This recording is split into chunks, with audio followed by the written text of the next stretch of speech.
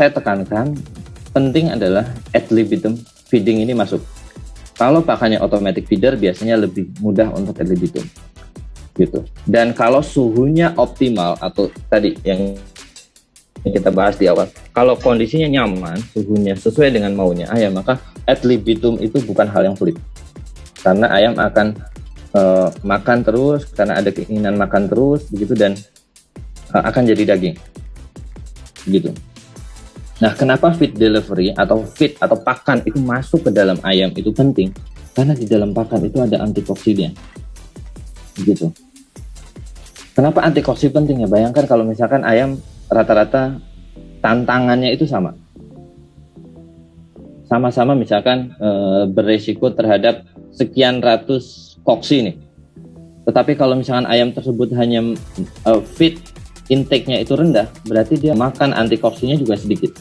Gitu. Itu kenapa penting feed intake di awal. Karena antioksidannya akan masuk sesuai dengan dosis. Atau kalau zaman dulu ada EGP ya, atau mungkin sekarang pakan terapi. Maka pakan terapi dosisnya itu akan masuk sesuai dengan yang diharapkan. Kalau makannya sedikit, otomatis kan akan masuknya sedikit. Itu kenapa ada target feed intake. Ini salah satunya adalah untuk dua aspek ini masuk.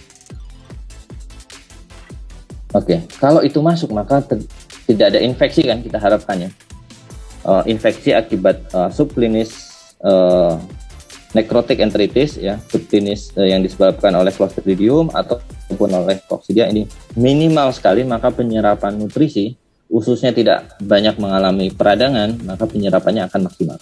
Sehingga kemudian FCR-nya akan jauh lebih baik. Oke, itu yang diharapkan. Itu kenapa kemudian di kandang closed house itu secara performance itu lebih baik.